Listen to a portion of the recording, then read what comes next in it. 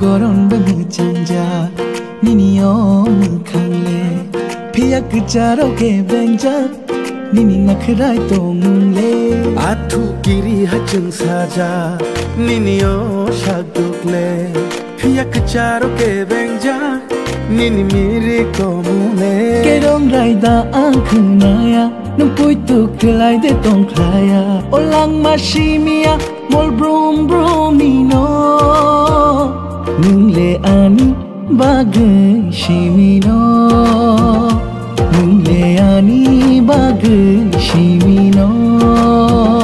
nai thong gorun bai nu changja nini om khange phiya kcharo ke benja nini nakhrai to mule nai nai ke yam raksha hai mongsa mushia hai phiya ang shimi shai manja nini bishing ni tong mule kerong raida angkhnaya nung poi to khlai de tong klaya olang mashimia mol brum brum nino nung le ani bagai shimino nung le ani bagai shimino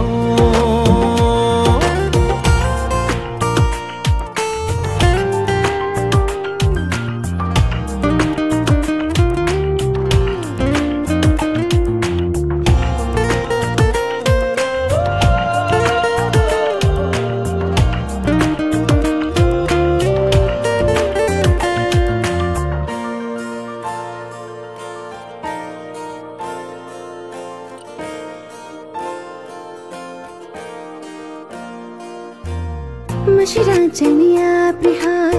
ashik dai do khodi do khelang bani ko thoma hai hinang thangan do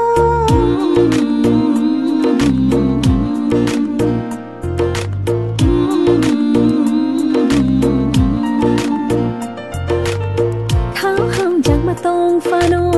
me the bui tong ra di do haya khini bui ni thu ulo na kerong raida angkhnaya nung poi to khlai te tong klaya olang mashimia mol brum brum nino nung le ani bagai shimino nung le ani bagai shimino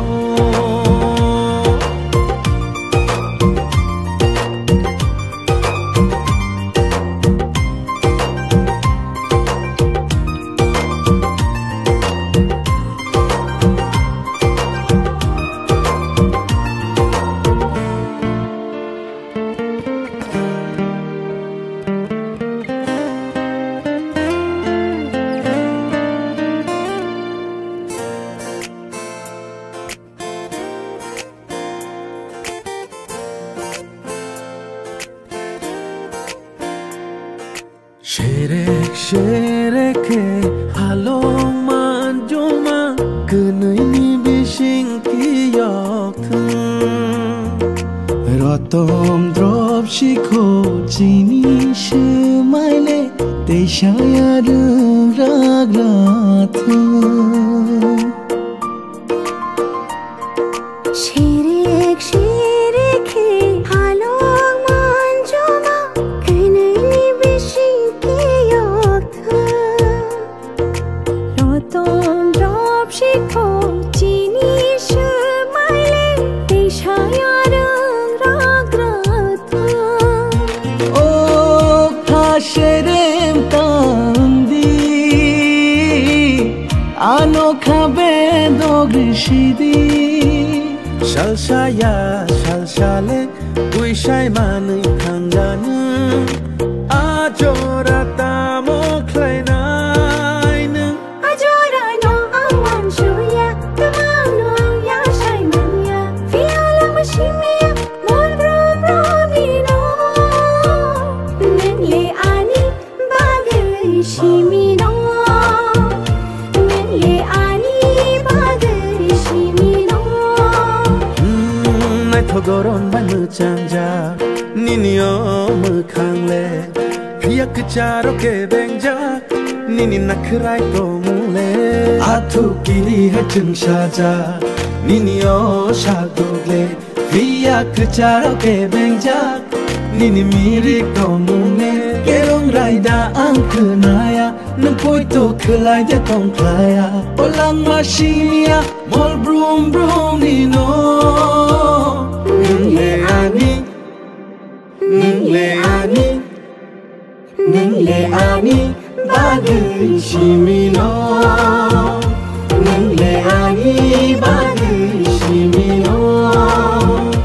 Nungle ani Bagai shimino Nungle ani Bagai shimino